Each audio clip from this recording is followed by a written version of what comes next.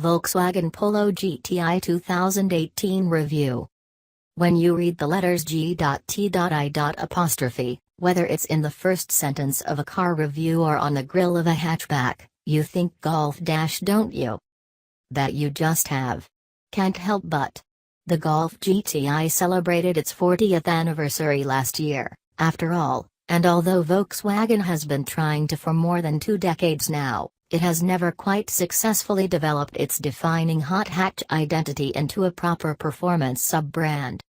There have been good attempts to do that, think Lupo GTI, and not so good ones, Mk3 Polo GTI, anyone? Since the mid-1990s, of course. But now there's a new and more concerted bid to turn GTI into an established family of models, and it involves the upcoming Up GTI city car and this, the go-faster version of the 6th generation Polo. As this car's key creators will tell you, VW has toyed with the idea of a proper, super-mini-sized GTI on previous attempts, committing to cars midway through a model life cycle and adapting existing mechanical platforms for the purpose rather than designing them from scratch. But no longer. This Polo GTI has been in the making for the past 3 years, from the earliest design and specification stages of the VW Group's MQB-A0 platform.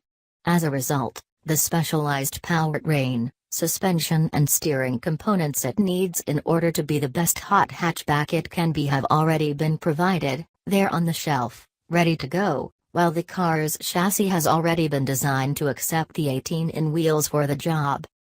The new Polo GTI gets the Golf GTI's 2.0-liter turbocharged petrol engine. It's slightly detuned to 197 bhp and 236 pounds-foot of torque, but still strong enough to give the car a sub 7.0 seconds 0 to 62 miles per hour acceleration claim and top speed within a whisker of 150 miles per hour. It'll be available in May 2018 with a 6-speed dual-clutch automatic gearbox, or with a 6-speed manual later in the year. It gets lowered, stiffened suspension springs, uprated anti-roll bars and upgraded passive dampers as standard, but it can be had with switchable Sport Select suspension as an option, which isn't DCC adaptive damping as such but instead describes dampers with 2 lots of compression and rebound settings that you can chop and change between electronically via the car's driving modes.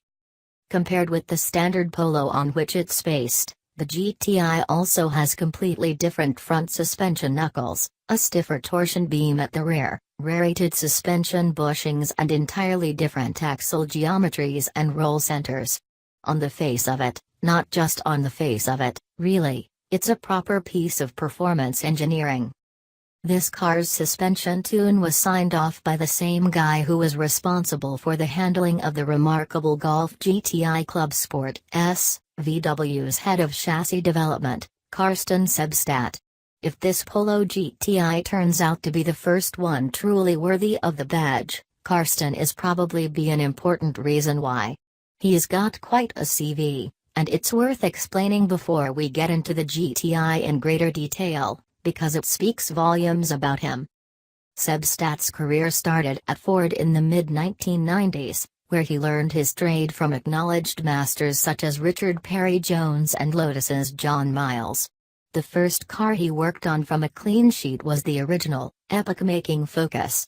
When he joined Volkswagen in the early 2000s, it was to help create Wolfsburg's response to the Focus, the Golf Mk5.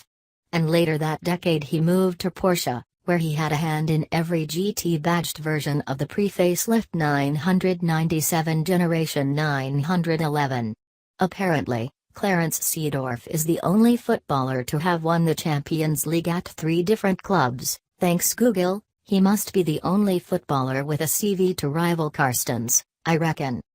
But before we get too carried away, we should remember that Sebstadt was creating a GTI, not a Renault Sport RS or a Ford Street, and those 3 letters have come to stand for a particularly drivable, pragmatic and rounded blend of affordable performance over the past decade or so, and not by accident. So the fact that this new hot Polo isn't as firm riding or as pointy and lively in its handling as the last, yobby but brilliant Fiesta ST probably won't surprise you. That doesn't mean it's not a giggle to drive, however, or that it's missing too much in the way of pace, grip, dynamic purpose or performance flavor. Far from it. It simply means that Volkswagen understands how the majority of GTI owners want to use their cars, every day, for every journey, whatever the road or the weather might throw up, and they don't really want to be made to suffer for their fun, either.